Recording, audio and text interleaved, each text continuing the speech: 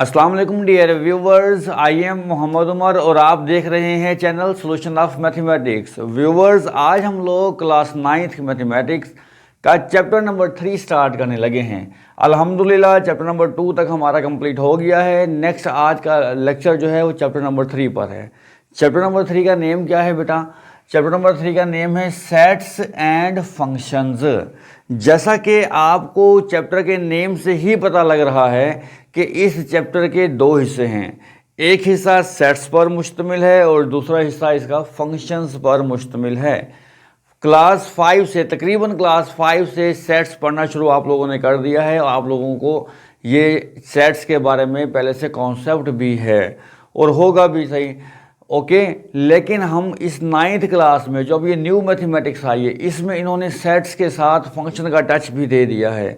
यानी कि फंक्शंस आपका अब चैप्टर नंबर 9 से स्टार्ट हो जाएगा। हम इस चैप्टर में आपको वो जितने आपने सेट्स पढ़े हैं उनका रिलेशन सेट के साथ भी वो करवाएगा। यानी कि सारे सेट्स का लिंक फंक्शंस के साथ वो करवाएगा। इस चैप्टर के अंदर हम लोगों ने सीखना है कि फंक्शन क्या होता है, फंक्शन की कितनी टाइप्स हैं, कौन कौन सी टाइप्स के फंक्शंस होते हैं। बहरहाल जो फर्स्ट हमारा पार्ट है इस चैप्टर का वो सेट्स पर मुश्तमिल है। इस चैप्टर की बेटा 3 एक्सरसाइजेज हैं। फर्स्ट 2 एक्सरसाइजेज में सेट को ही डिस्क्राइब किया गया है, सेट को ही डिस्कस किया गया है और लास्ट एक्सरसाइज में थोड़ा सा टच फंक्शन का भी दिया गया है जो कि नेक्स्ट क्लासेज में आपको डिटेल से पढ़ाया जाएगा। लेकिन इस क्लास में यानी कि क्लास 9th में जो फंक्शन के बारे में आपको दिया गया है वो इंतहाई बेसिक चीज़ें हैं। अगर आपको यहाँ पर फंक्शन की बात समझ नहीं आएगी, फंक्शन की बेसिक समझ नहीं आएगी तो लामाला नेक्स्ट क्लासेस में आपको फंक्शन भी समझ नहीं आएगा।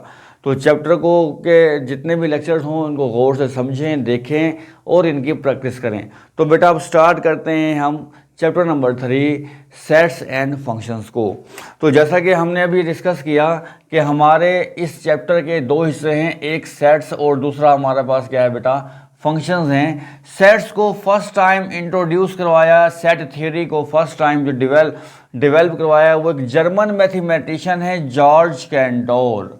फर्स्ट टाइम जो इसने थ्योरी दी, किसकी थ्योरी पेश की बेटा, सेट्स की थ्योरी पेश की। जॉर्ज कैंटोर ने क्या कहा, इसने कहा कि अ सेट इज डिस्क्राइब्ड, हम सेट को कैसे डिस्क्राइब कर सकते हैं, as a well defined collection. आपने इकट्ठे करने हैं वेल डिफाइंड ऑफ डिस्टिंक्ट और मुख्तलिफ ऑब्जेक्ट्स को, नंबर्स को या एलिमेंट्स को। दोबारा से समझें, जॉर्ज कैंटोर ने क्या कहा है कि आप कलेक्ट कर लें, कलेक्शन लें। किसकी कलेक्शन लेनी है आपने बेटा, ऑब्जेक्ट्स की, नंबर्स की या एलिमेंट्स की। और ये ऑब्जेक्ट, नंबर या एलिमेंट किस टाइप के होने चाहिए बेटा, ये होने चाहिए आपके वेल डिफाइंड। वेल डिफाइंड का मतलब क्या है कि ये वाज़े होने चाहिए। और कैसे होने चाहिए, ये डिस्टिंक्ट होने चाहिए, यानी कि ये एक दूसरे से मुख्तलिफ भी होने चाहिए। अगर ऐसे ऑब्जेक्ट या नंबर या एलिमेंट आपके पास मौजूद हैं जो डिस्टिंक्ट भी हों और वेल डिफाइंड भी हो तो वो नंबर्स, ऑब्जेक्ट्स या एलिमेंट्स मिलकर क्या बनाते हैं बेटा, वो सेट बनाते हैं। वो क्या बनाएंगे, मिलकर सेट बनाएंगे। अब वेल डिफाइंड और डिस्टिंक्ट का क्या मतलब है, मैं यहाँ पर एग्जांपल लिखता हूँ बेटा। मैंने यहाँ पर लिखा a = 1 2 3। अब आप लोग देख सकते हैं बेटा कि ये जो तीनों एलिमेंट हैं, ये 1 2 और 3 तीनों वाज़े हैं, हम लोग इन्हें जानते हैं। दूसरी बात क्या है, ये तीनों क्या हैं, डिस्टिंक्ट भी है, मुख्तलिफ भी हैं एक दूसरे से। 1 2 3 एक दूसरे से मुख्तलिफ है। अगर मैंने यहाँ पे लिख दिया b, यहाँ पे लिखा मैंने 1 2 2 और मैंने यहाँ पे लिख दिया 3। अब बेटे ये हमारे चारों एलिमेंट क्या हैं, वेल डिफाइंड तो हैं लेकिन ये डिस्टिंक्ट नहीं है। तो ये डिस्टिंक्ट का मतलब है ये मुख्तलिफ एलिमेंट यहाँ पर नहीं आए। मुख्तलिफ ना होने की वजह से ये क्या होगा बेटा, ये हमारा सेट नहीं होगा। अगर इन दोनों में से एक भी चीज़ आपकी रह जाती है बेटा तो वो आपका सेट नहीं होगा। ज़रूरी है कि हमारे पास हमने ऐसे ऑब्जेक्ट लेने हैं, ऐसे एलिमेंट लेने हैं या हमने ऐसे नंबर लेने हैं जो क्या हों, वेल डिफाइंड होने के साथ साथ डिस्टिंक्ट भी हों। वेल डिफाइंड का मतलब होता है कि वाज़े। जैसे मैं एक और एग्जांपल यहाँ पर लेता हूँ बेटा। मैंने यहाँ पर लिखा है कि सेट लिख रहा हूँ मैं यहाँ पर C मैंने यहाँ पर ये कुछ ऑब्जेक्ट्स ले रहा हूँ बेटा। ये ऑब्जेक्ट्स आपके सामने जो मैं लिख रहा हूँ ये देखें। अब ये ऑब्जेक्ट्स कैसे हैं बेटा? ये ऑब्जेक्ट एक तो क्या हैं, हम मेरे पास डिस्टिंक्ट हैं, एक दूसरे से मुख्तलिफ हैं, और दूसरी बात ये वेल डिफाइंड भी हैं। इन सब ऑब्जेक्ट्स को मैं जानता हूं कि ये स्क्वायर है, ये ट्रायंगल है, ये रेक्टेंगल है, ये सर्कल है। अगर मैं यहाँ पर ऐसे ऑब्जेक्ट्स आ जाएं जो वेल डिफाइंड ना हों तो हम बेटा ऐसे सेट को, ऐसी चीज़ को, या हम ऐसे एक्सप्रेशन को, हम या ऐसी इक्वेशन को हम क्या नहीं कहेंगे बेटा, हम उसको सेट नहीं कहेंगे। क्लियर हो गई बात? उम्मीद है यहाँ तक आपको बेटा सेट की डेफिनेशन क्लियर हो गई होगी। आगे क्या कहता है ये देखें। कहता है कैपिटल लेटर्स जैसे A B C x Y Z are used as names of sets, यानी कि आपको जो सेट्स के नेम देना है बेटा वो कैसे होने चाहिए, वो कैपिटल होने चाहिए। कैपिटल अल्फ़ाबेट क्या से हम क्या किसको रिप्रेजेंट करेंगे? सेट के नेम को रिप्रेजेंट करेंगे। ओके आगे क्या कहता है? स्मॉल लेटर्स जो होते हैं हमारे, small a B C x Y z etc, इनमें से कोई भी हो सकता है, are used as members or elements of set. अब ये जो सेट के ये जो हमारे पास दिए गए हैं ये सारे के सारे एलिमेंट कहलाते हैं, मेंबर्स कहलाते हैं किसी भी सेट के, ये मेंबर्स हैं। ओके ये भी मेंबर्स हैं इस सेट के मेंबर्स। हम इसको कैसे रिप्रेजेंट कर सकते हैं? स्मॉल ए बी सी से, यानी कि अगर मैं यहाँ पर एक सेट लिखता हूँ डी, अगर मुझे इसके एलिमेंट में कोई अल्फ़ाबेट देने पड़ रहे हैं तो मैं यहाँ पर ये स्मॉल अल्फ़ाबेट का यूज़ करूँगा। नेम जो होगा हमेशा कैपिटल अल्फ़ाबेट से आएगा बेटा, और जो मेंबर को डिनोट करने के लिए हम अल्फ़ाबेट यूज़ करेंगे वो क्या होगा? हमारा स्मॉल होगा। ओके अब मूव करते हैं नेक्स्ट कि हम सेट को डिस्क्राइब कितने तरीक़ों से कर सकते हैं। अब ज़रा उसकी तरफ फोकस करते हैं बेटा। Different ways of describing a set. Set को डिस्क्राइब करने के मुख्तलिफ तरीके हैं बेटा, वो कौन कौन से हैं? फर्स्ट है हमारे पास द डिस्क्रिप्टिव फॉर्म। इसमें क्या करते हैं हम, इस फॉर्म में हम कैसे सेट को एक्सप्लेन कर सकते हैं या डिस्क्राइब कर सकते हैं? A set may be described in words, words या स्टेटमेंट भी लिख सकते हैं यहाँ पर आप। ओके हम इसमें सेट को कैसे डिस्क्राइब करते हैं? वर्ड्स या स्टेटमेंट में। जैसे मैं यहाँ पर एक एग्जांपल लिखता हूँ बेटा, मैंने यहाँ पर लिखा सेट ए लिख लेता हूँ मैं, ये A is equal to set of, मैं यहाँ लिख लेता हूँ वोवल्स, इंग्लिश अल्फ़ाबेट, इंग्लिश बैट्स। ओके ये मैंने सेट लिख लिया आपका, यानी कि सेट को मैंने कैसे डिस्क्राइब किया? यहाँ पर मैंने वॉवल्स का सेट लिया है इंग्लिश अल्फ़ाबेट का, लेकिन मैंने इसको कैसे रिप्रेजेंट कर रहा हूँ बेटा? एज अ स्टेटमेंट या वर्ड्स मैंने इसको क्या कर दिया बेटा? एक्सप्लेन कर दिया। अगर हमारे पास सेट इस टाइप में लिखा जाए, एज अ स्टेटमेंट लिखा जाए, तो हम इस फॉर्म को क्या कहते हैं? कौन सी फॉर्म है ये हमारी डिस्क्रिप्टिव फॉर्म है। नेक्स्ट चलते हैं, नेक्स्ट फॉर्म कौन सी है? The tabular form. A set may be described bye listing it's element. अगर हम उसके एलिमेंट को लिस्ट करते हैं विद इन ब्रैकेट्स, ब्रैकेट्स के अंदर मैं इसी सेट को लिखता हूं कि इसी सेट को मैं कैसे रिप्रेजेंट कर सकता हूं टेबुलर फॉर्म में। ये सेट ए है बेटा, सेट ए को मैं लिख सकता हूं। अब मैंने क्योंकि ब्रैकेट्स यूज करनी है और एलिमेंट को लिस्ट करना है। वॉवल्स कौन से होते हैं मेरे पास? ए, ई, आई, ओ और यू। मैं इसी सेट को टेबुलर फॉर्म में इस टाइप से मैं लिख सकता हूं। ओके कि मैंने एलिमेंट्स को क्या किया बेटा? लिस्ट किया और ब्रैकेट का यूज किया। क्लियर? ये मैं आप इस फॉर्म में लिखूं या इस फॉर्म में लिखूं, मकसद तो एक ही है, सिर्फ एक्सप्लेन करने का, रिप्रेजेंट करने का तरीका चेंज है जी। नेक्स्ट है सेट बिल्डर नोटेशन। तीसरा तरीका, किसी भी सेट को एक्सप्लेन करने का तीसरा तरीका, राइट करने का तीसरा तरीका, वो अब मैं यही सेट में यही यूज़ कर रहा हूँ कि मैंने इसी सेट को लिखना है, सेट ऑफ वॉवल्स को। तो मैं यहाँ पर कैसा लिखूंगा? इस सेट में मैंने कैसा लिख सकता हूँ बेटा? आ सेट में बी डिस्क्राइब्ड। इसमें हम सेट को लिख सकते हैं, डिस्क्राइब कर सकते हैं बाय यूजिंग अ सिंबल और लेटर्स, सिंबल और लेटर्स के जरिए। जैसे मैं कहता हूँ ये सेट ए है, इज इक्वल टू, मैं इसमें लिखूंगा एक्स सच डैट एक्स कि स्मॉल अल्फ़ाबेट यूज़ करते हैं बेटे। स्मॉल अल्फ़ाबेट हमने पढ़ा है कि हम यूज़ करते हैं मेंबर्स को डिनोट करने के लिए। तो ये क्योंकि मेंबर हैं, इसके मेंबर कैसे होंगे बेटा, एक्स जेड एक्स होंगे, क्या क्या होंगे, बिलोंग करेंगे कहाँ से बेटा, बिलोंग करेंगे ये vowels English alphabets, English alphabets, very easy. और ब्रैकेट को आप क्या करते हैं बेटा, क्लोज कर दें। इसमें हम सिंबल्स और लेटर के इस्तेमाल से रिप्रेजेंट कर सकते हैं एक सेट को। तो बेटा सेट को रिप्रेजेंट करने के, सेट को डिस्क्राइब करने के हमारे पास 3 तरीके होते हैं। पहला तरीका कौन सा है, पहली फॉर्म कौन सी है, उसमें डिस्क्रिप्टिव फॉर्म है, सेकंड टेबुलर फॉर्म है, और थर्ड सेट बिल्डर नोटेशन या मेथड है। इसमें एक और बात, द टेबुलर फॉर्म का जो सेकंड नाम है, एक और नाम भी है इसका, इसे रोस्टर फॉर्म भी बोलते हैं। टेबुलर फॉर्म की दूसरा नाम क्या है यहाँ पर बेटा, रोस्टर, रोस्टर फॉर्म भी बोलते हैं। ये एमसीक्यूज में आपसे पूछा जा सकता है, क्या the name of tabular form. Okay, तो हमने बेटे सेट की डेफिनेशन को पढ़ा, सेट को डिस्क्राइब करने के तरीकों को पढ़ा। अब बेटा हमारी जो एक्सरसाइज है 1.1 उसमें 3.1, तो उसमें जो पहला सवाल है वो यही दिया गया है कि आपको सेट को रिप्रेजेंट करना है, एक्सप्रेस करना है सेट बिल्डर मेथड में, सेट बिल्डर नोटेशन में, या सेट बिल्डर फॉर्म में। तो चलते हैं एक्सरसाइज की तरफ और देखते हैं कि हम जो हमें सेट दिया गया है टेबुलर फॉर्म में, वहाँ पे सवाल दिए गए हैं, हमने उसको कन्वर्ट करके किस में लिखना है, सेट बिल्डर मेथड में लिखना है। तो हम एक नोटेशन से दूसरे नोटेशन में कैसे कन्वर्ट कर सकते हैं, ये सीखते हैं एक्सरसाइज 3.1 में।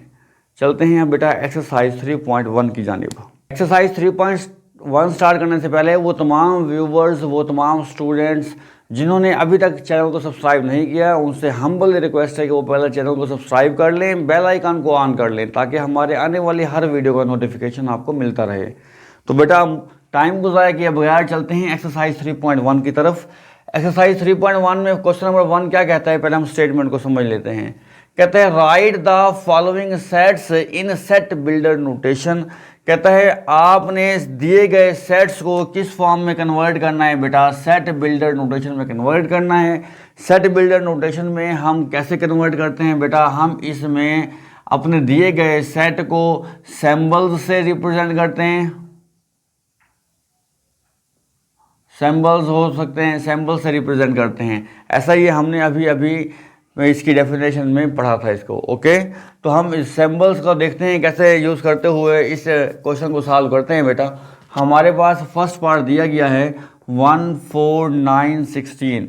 अब सेट बिल्डर नोटेशन में कन्वर्ट करने से पहले जो हमारे दिए गए, जो हमारे सेट्स हैं, जनरल सेट हैं, आपको उनकी रिप्रेजेंटेशन का पता होना चाहिए।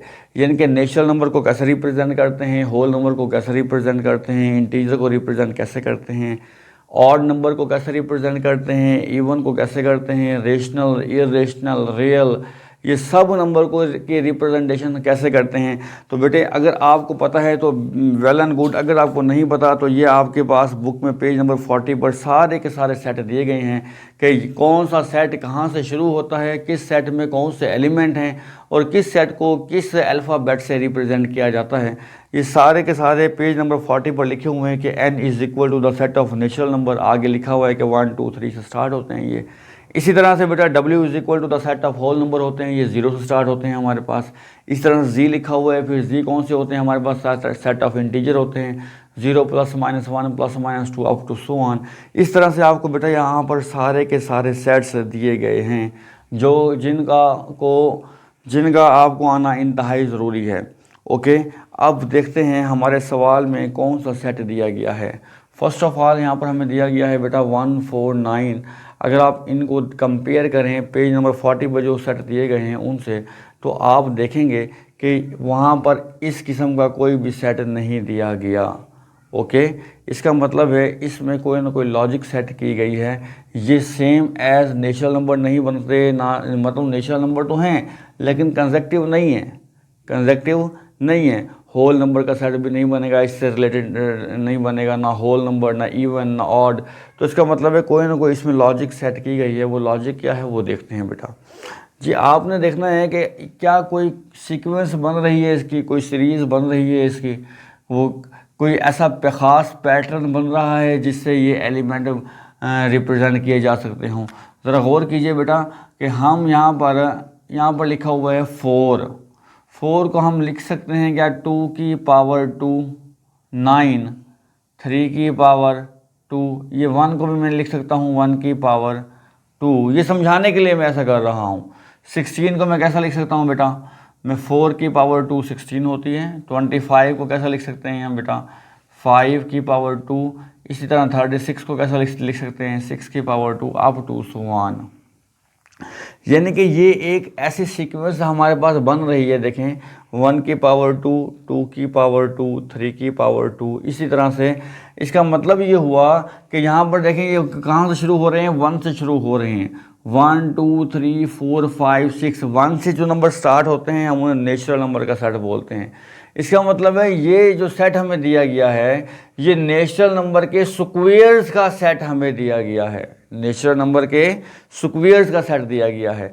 तो अब हम इसे सेट बिल्डर नोटेशन में कैसा लिखेंगे वो देखते हैं बेटा।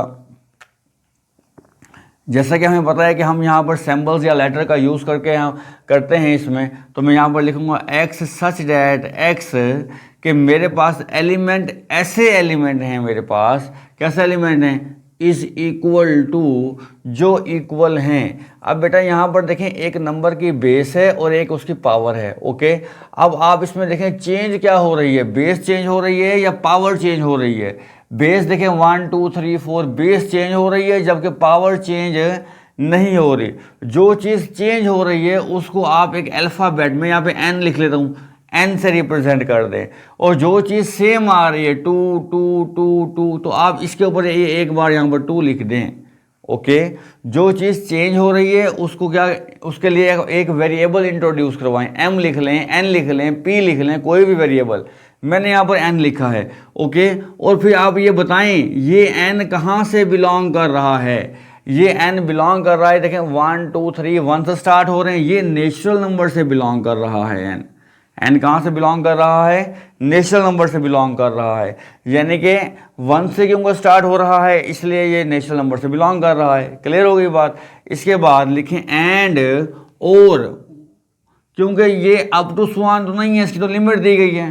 ओके, अब लिमिट क्या है इसकी, अब वो लिखना है हमने। ये जो x दिए गए हैं ये वाले x हैं हमारे एलिमेंट, जितने भी एलिमेंट हैं ये x रिप्रेजेंट हो रहे हैं। ये जो x है बेटा ये greater than or equal to, कहाँ से स्टार्ट हो रहे हैं, ये 1 से स्टार्ट हो रहे हैं। और या less than or equal to कहाँ तक जा रहे हैं, ये 484 तक ये जा रहे हैं। बात समझ में आई या नहीं आई, दोबारा समझ लें बेटा। हमने क्या करना है, जो हमें सेट दिया गया है आपने उस सेट में देखना है कि ये क्या हमारे जो प्रोमिनेंट सेट हैं उनसे रिलेट हो रहे हैं, जो यानी कि हमारे डिफ़ॉल्ट सेट नेचुरल नंबर है, होल नंबर है, इवन है, ऑड है, क्या उससे ये मैच हो रहा है। अगर ये उससे मैच हो रहा है तो वेल एंड गुड।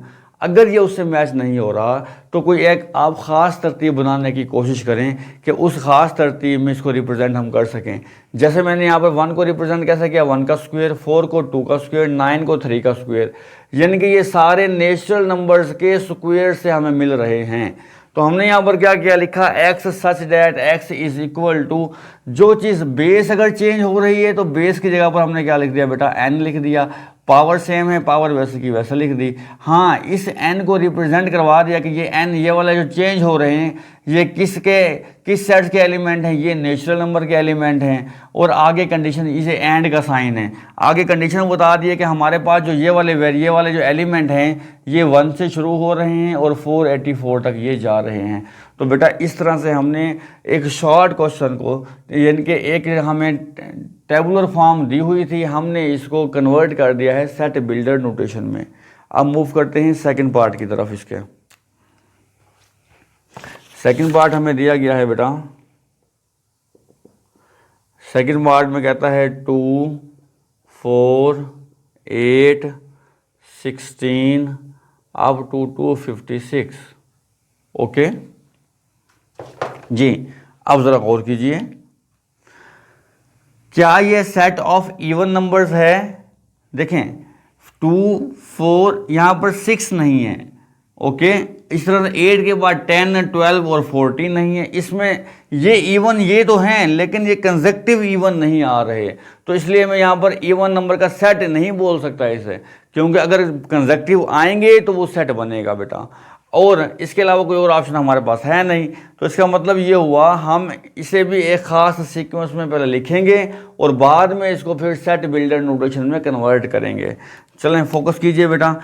क्या मैं इसको लिख सकता हूँ 2 की पावर 1, फिर इसको 4 को 2 की पावर 2, अब 8 आ रहा है, ये 3 की पावर 2 तो 9 होता है, 3 की पावर 2 तो हम नहीं लिख सकते, 8 को हम लिख सकते हैं 2 की पावर 3, ओके, और फिर 16 को हम लिख सकते हैं 2 की पावर 4, और इस तरह से आगे, ओके। अब ज़रा बेटे ज़रा फोकस कीजिए। अब यहाँ पर देखें 2 की पावर 1 2 होती है, 2 की पावर 2 4 ही होता है, 2 की पावर 3 8 और 2 की पावर 4 क्या होता है 16 होता है। अब हमारे पास एक बेस है और एक उसकी पावर है, ठीक है। अब आपने क्या देखना है, बेस चेंज हो रही है या पावर चेंज हो रही है। जैसे हमने यहाँ पर देखा था, यहाँ पर इस सवाल में देखें बेस चेंज हो रही थी 1 2 3, ये बेस चेंज हो रही थी, तो हमने बेस में वेरिएबल को इंट्रोड्यूस करवा दिया था। अब यहाँ पर देखें, यहाँ पर बेटा बेस सेम है 2 2 2 और फिर यहाँ पर क्या आ रहा है 2 आ रहा है, जबकि यहाँ पर वेरिएबल की इस बेस की पावर चेंज है 1 2 3 4। अब पावर में कौन से नंबर आ रहे हैं हमारे पास, पावर में नेचुरल नंबर आ रहे हैं 1 2 3 4 नेचुरल नंबर हैं ये हमारे पास। तो अब हम इसको कैसे रिप्रेजेंट करेंगे वो देखें, x such that x is equal to, जैसा कि हमने पहले फर्स्ट पार्ट में किया कि जो तब्दील नहीं होगा वो वैसे का वैसा लिखना है। अब ये बेस चेंज नहीं हो रही तो बेस वैसे की वैसे आ जाएगी। अब पावर चेंज हो रही है 1 2 3 4, तो पावर की जगह पर क्या आ जाएगा, एक नया वेरिएबल आ जाएगा जिसको नाम दिया मैंने n का। और हमने क्या कहना है यहाँ पर बेटा, n कहाँ से बिलोंग कर रहा है, ये नेचुरल नंबर से बिलोंग कर रहा है क्योंकि 1 से शुरू हो रहा है। क्लियर हो गई बात। इसके बाद अब आपने कहना है एंड, और यहाँ पर कंडीशन क्या लगा देनी है कि जो ये वाले x हैं हमारे पास बेटा, ये वाले x ये किससे ग्रेटर हैं, ये 1 से ग्रेटर हैं, और ये कहाँ तक जा रहे हैं, less than or equal to, हम लिख सकते हैं यहाँ पर 256 तक लिख सकते हैं इनको, ओके। अगर मैं यहाँ पर इक्वल टू का साइन लगाऊंगा तो यहाँ पर क्या लगाना पड़ेगा मुझे, फिर 2 लगाना पड़ेगा कि 2 से के इक्वल 2 से लेकर 256 तक जाएंगे ये। क्लियर बेटे। सेट बिल्डर नोटेशन में एक सेट को एक से ज़्यादा तरीके से भी हम एक्सप्लेन कर सकते हैं। जैसे मैंने यहाँ पर अब इसको बताया कि ये x के बारे में मैंने आपको यहाँ बताया इसको, ओके। अब मैं इस n के बारे में भी इसको बता सकता था कि ये n कौन से हैं, 1 2 3 4 1 से शुरू हो रहे हैं और 256 आएगा 7 पर कि 7 तक जा रहे हैं ये। ऐसे भी मैं इसको एक्सप्लेन कर सकता था। बहरहाल वो तरीका भी ठीक है, ये तरीका भी ठीक है, जैसे आपको आसानी लगे। अब मूव करते हैं हम इसके थर्ड पार्ट की तरफ। थर्ड पार्ट क्या कहता है बेटा, थर्ड पार्ट ये कह रहा है कि हमारे पास एक सेट दिया गया है, सेट में एलिमेंट हैं 0 +- 1 +- 2 +- 3 अप टू +-1000, ओके। आपको ये सेट दिया गया है। अब ये सेट तो आपको क्लियर है कि 0 +- 1 +- 2 +- 3 ये हमारे पास सेट ऑफ इंटीजर है, ओके। लेकिन इस इंटीजर्स की लिमिट्स दी गई हैं, तो हम इसको कैसे एक्सप्लेन करेंगे बेटा, हम इसको लिख सकते हैं x such that x belongs to, integer को बेटा डिनोट करते हैं z से, okay. x such that x element इसके ऐसे हैं, कैसे हैं, कहाँ से बिलोंग कर रहे हैं, किस फैमिली से बिलोंग कर रहे हैं, इंटीजर्स से बिलोंग कर रहे हैं। एंड और ये इंटीजर जो हैं, ये हमारे जो x है ये कैसे हैं, ये greater than or equal to, ये कहाँ से कहाँ तक जा रहे हैं बेटा, ये greater than or equal to किससे हैं, -1000, और less than or equal to कहाँ तक है बेटा, +1000। ये हमारी लिमिट्स हैं। जो नंबर प्लस माइनस में होते हैं बेटा, असल में हम इसको एक्सप्लेन कैसे कर सकते हैं, ये 0 1 2 अप टू 1000 ये प्लस का है बेटा। इस तरह से यहाँ -1 -2 -3 अब तो यहाँ पर क्या आ रहा है -1000। तो इस ये सेट असल में इस तरह से लिखा हुआ है। लेकिन इसको कंबाइन प्लस माइनस इकट्ठे किए हुए हैं, तो ये इस तरह से आज लग रहा है आपको ज़ीरो से शुरू हो रहे हैं। तो बेटा ये ज़ीरो से स्टार्ट नहीं हो रहे, ये कहाँ से लिए गए हैं, -1000 से लेकर +1000 तक इनकी क्या है बेटा, रेंज आ रही है। तो हमने इसकी लिमिटेशन भी ऐसे ही देनी है कि x ग्रेटर देन है और या इक्वल टू -1000 से लेकर कहाँ तक आ रहे हैं, less than or equal to +1000 तक ये आ रहे हैं। इस तरह से हमने इसके 3 पार्ट कर लिए हैं। अब मूव करते हैं फोर्थ पार्ट की तरफ। फोर्थ पार्ट है बेटा 6, 12, 18 अप टू 120। ओके, हमने इसको सेट बिल्डर नोटेशन में लिखना है।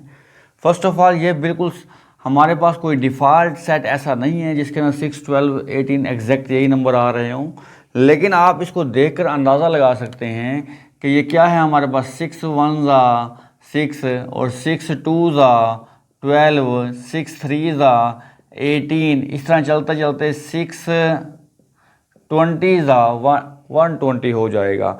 ये एक ख़ास तरतीब बन रही है। अब यहाँ पर क्या है बेटा, एक नंबर देखें आप फिक्स है 6 6 6 6 और इसके आने वाला इसका जो मल्टीपल है वो चेंज हो रहा है। तो हम इसको देखते हुए इसकी नोटेशन बनाएंगे x such that x is equal to जो चीज़ है सेम 6 6 6 6, जो सेम है उसको सेम ही लिखेंगे, जो चेंज हो रहा है मल्टीपल में 1 2 3, इसको मैंने n लिख दिया, मल्टीपल में लिखा, अब पावर में नहीं लिखा क्योंकि पावर नहीं दी हुई। ओके, और जो ये n चेंज हो रहा है ये 1 2 3 अप टू 20, ये किससे सेट से बिलोंग करता है, ये नेचुरल नंबर से बिलोंग कर रहा है। एंड और ये n की लिमिट कहाँ तक है, 1 से शुरू हो रहा है 20 तक जा रहा है। तो बता दें n greater than or equal to 1 less than or equal to 20। Okay, कि ये वाला जो हमने n लिए हैं, ये वाला जो n लिए हैं ये बेटे 1 से शुरू हो रहे हैं और 20 तक जा रहे हैं। तो हमने इस तरह से इसको सेट बिल्डर नोटेशन में कन्वर्ट कर दिया है बेटा जी। नेक्स्ट देखें बेटे, अब 100 102 104, अब ये इवन नंबर तो हैं लेकिन ये 100 से स्टार्ट हो रहे हैं। तो हम यहाँ पर क्या कर सकते हैं बेटा, और 100 के बाद कंसेक्टिव इवन जा रहे हैं, तो हम यहाँ पर लिख सकते हैं इसको x such that x belongs to even number. ये कहाँ से बिलोंग कर रहे हैं, इवन नंबर, लेकिन शर्त क्या है, एंड जो हमारे x हैं बेटा ये greater than or equal to कहाँ से हैं बेटा, 100 से शुरू हो रहे हैं और ये कहाँ तक जा रहे हैं, ये 400 तक जा रहे हैं। तो आप इसकी लिमिटेशन यहाँ पर मेंशन कर देंगे बेटा। इक्वल टू का मतलब होता है ये इंक्लूड है, 100 इसमें शामिल है। अगर मैं यहाँ पर ये इक्वल टू का साइन नहीं लगाता तो इसका मतलब है 100 से बड़े, तो 100 से ग्रेटर कौन से होंगे, फिर 102, इसका मतलब होगा वो यहाँ से शुरू करेगा। अब ये जब लाइन लगा दी तो इसका मतलब है ये 100 से ही शुरू करेगा। ओके, सेम एज यहाँ पर अगर ये इक्वल टू का साइन है तो 400 इसमें शामिल है इस सेट के अंदर। अगर इक्वल टू का साइन नहीं है तो 400 से लेस होंगे, 400 उसमें शामिल नहीं होगा जी बेटा। नेक्स्ट चलें 139। आप लोग देख रहे हैं बेटा कि ये भी प्रॉपर कोई सेट है जो हमारे डिफ़ॉल्ट सेट हैं उससे रिलेट नहीं करता। तो लामाला हमें इसको सीक्वेंस बनाने के लिए कुछ ना कुछ इसके साथ करना होगा। तो मैं इसको यहाँ पर लिख रहा हूँ 3 की पावर 1 को मैं लिख सकता हूँ 3 की पावर 0। किसी भी नंबर की पावर 0 हो जाए तो आंसर 1 आता है, क्योंकि फिर आगे 3 की पावर 1, ये वाला 3 की पावर 2, फिर ये वाला 3 की पावर 3, फिर ये 3 की पावर 4, ये इस तरह से बन रहा है। और and up to so on, इसकी लिमिटेशन नहीं है। अब बेटा आप लोग देख रहे हैं कि हमारे पास बेस सेम है लेकिन जो पावर है इसकी ये चेंज हो रही है। तो x such that x is equal to, जो सेम है सेम लिखें, जो चेंज हो रहा है उसकी जगह पर आपने क्या लिख देना है बेटा, n लिख देना है। और फिर आपने n बताना है कि किस सेट से रिलेट कर रहा है। अब ये 0 से शुरू हो रही है पावर, तो ये होल नंबर से रिलेट कर रहा है। ओके, अब क्योंकि इसकी लिमिटेशन नहीं है तो हम भी इसकी लिमिटेशन नहीं देंगे और सेट को यहीं पर क्लोज कर देंगे कि इसके अंदर सारे होल नंबर आ जाएंगे, 0 1 2 अप टू सो ऑन, सारे होल नंबर जैसे जैसे पुट करते जाएंगे और ये वाले नंबर हमारे पास हमें मिलते जाएंगे। नेक्स्ट मूव करते हैं बेटा अब 7th पार्ट की तरफ। 7th पार्ट क्या कहता है वो देख लेते हैं। 7th पार्ट में है बेटा, 7th पार्ट इधर ही लिख लेते हैं बस। 7th पार्ट में दिया गया है आपको 1 2 4 5 10 20 20 के बाद 25, फिर 50 और फिर 100। ओके बेटे, अब यहाँ पर देखें किसी ये एक स्पेसिफिक सेट से तो रिलेट नहीं कर रहा, लेकिन थोड़ा सा गौर करने पर आपको ये बात समझ आ जाएगी कि ये सारे नंबर जो दिए गए हैं ये सारे के सारे 100 के डिवाइज़र हैं। तो हम यहाँ लिख सकते हैं x such that x is a divisor of 100। Very easy कि ये सारे क्या हैं, 100 के डिवाइज़र हैं। आप इतनी सी बात लिखें और आपके ये नोटेशन में कन्वर्ट हो गया सेट बिल्डर में। नेक्स्ट देखें फिर क्या दिया हुआ है आपको। अब नेक्स्ट आपको दिया हुआ है बेटा 8th पार्ट। 8th पार्ट में कहता है आपको 5, 10, 15 to 100। वेरी इजी, हमने अभी यहाँ पर किया है। ये देखें यहाँ पर 6 का टेबल हमें दिया हुआ था, यहाँ पर 6 का टेबल था ये 5 का टेबल हमें दिया हुआ है 5, 10, 15। तो इसका मतलब क्या हुआ, अगर मैं इसको तरतीब बनाऊँ इसकी तो मैं इसको लिख सकता हूँ 5 × 1, 5 × 2, 5 × 3, ऐसे ना 5 × 20, ऐसा लिख सकता हूँ कि नहीं लिख सकता, लिख सकता हूँ जी। अब बेटा मैं यहाँ पर क्या लिखूँगा, x such that x is equal to, मेरे पास 5 नंबर फिक्स है तो फिक्स 5 लिखा, और जो नंबर चेंज हो रहा है उसकी जगह पर n आया। n कहाँ से बिलोंग कर रहा है, 1 से शुरू हो रहे हैं तो ये नेचुरल नंबर हैं, और ये कहाँ तक जा रहे हैं n, एंड n जो होंगे बेटा greater than or equal to 5 से n ये वाला नंबर है 1 से शुरू हो रहे हैं, ये कहाँ तक जा रहे हैं 20 तक जा रहे हैं। तो यहाँ पर ये मेंशन करें और ब्रैकेट को क्लोज कर दें कि n जो है n मेरा, अगर मैं 1 दूंगा तो 5 1 ज़ा 5 होगा ना, तो n 1 से शुरू हो रहे हैं और कहाँ तक जा रहे हैं, ये 20 तक जा रहे हैं। तो लास्ट नंबर क्या आ जाएगा हमारा 25 ज़ा 100 हो जाएगा जी बेटा। लास्ट पार्ट है इसका 9th पार्ट। 9th पार्ट में कहता है, 9th पार्ट में कहता है the set of all integers between किसके दरमियान, -100 एंड 1000, 100 और 1000 के दरमियान तमाम इंटीजर। बहुत आसान कर दिया इसने तो, हमारा सवाल ही हल कर दिया है।